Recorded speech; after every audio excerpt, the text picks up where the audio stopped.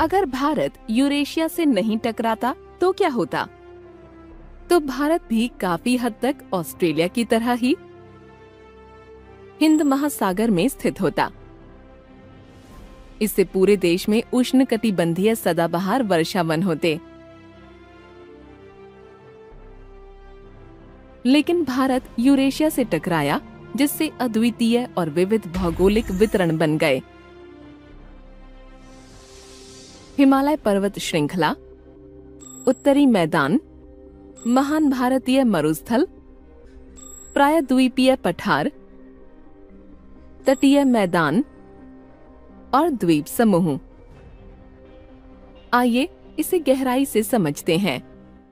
सबसे पहले हिमालय पर्वत श्रृंखला पर एक नजर डालते हैं। भारतीय विवर्तनिकी प्लेट यूरेशियन प्लेट से टकराई और भ्रंश रेखा बनी, जो एक अस्थिर क्षेत्र है जिससे हिमालय का निर्माण हुआ। यह टक्कर लगातार हो रही है और इसीलिए हम कहते हैं कि हिमालय पर्वत श्रृंखला निरंतर बढ़ रही है, जो सभी स्थिलाकृतियों में सबसे नवीन है। यह उत्तर पश्चिम से देश के पूर्वोत्तर क्षेत्रों तक फैली हुई है।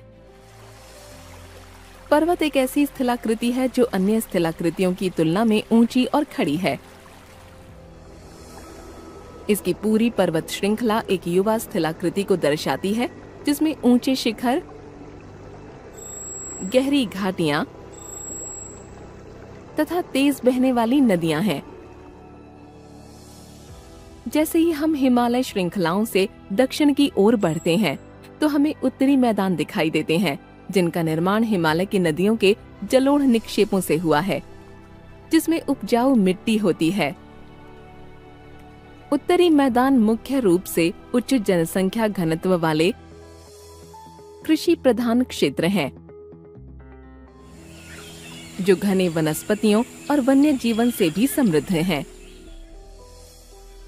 जैसे जैसे हम भारत के उत्तर पश्चिमी भाग की ओर बढ़ते हैं, तो स्थिलाकृति में परिवर्तन होता है।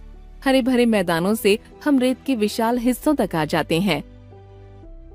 यहाँ हम महान भारतीय मरुस्थल देखते हैं, जहाँ न केवल शुष्क मौसम है, बल्कि यहाँ वनस्पति और वन्य जीव भी काफी कम है।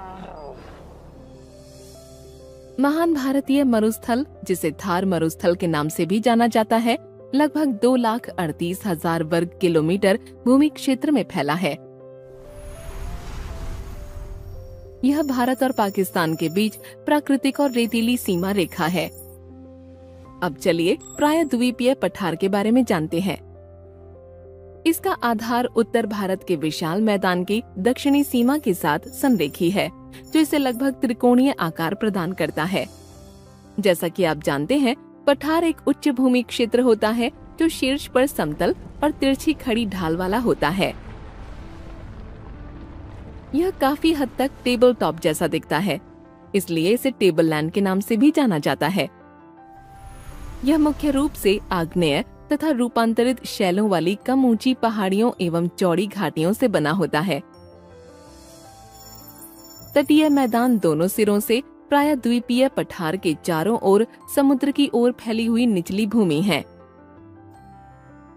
इसमें 6,100 किलोमीटर से अधिक की तट रेखा है, जो कई राज्यों और केंद्र शासित प्रदेशों को स्पर्श करती है। पूर्व में ये बंगाल की खाड़ी से,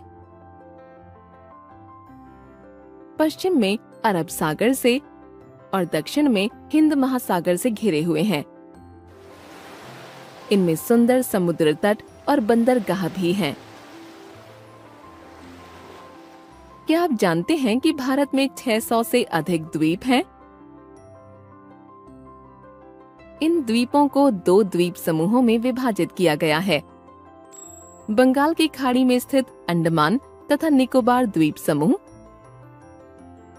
और अरब सागर में स्थित लक्षद्वीप द्वीप समूह। जरा सोचिए कि अगर हिमालय पर्वत श्रृंखला नहीं होती, तो भारत की स्थलाकृतियों का क्या होता? इन अद्भुत पर्वत श्रृंखलाओं के बारे में हम आने वाले वीडियो में जानेंगे।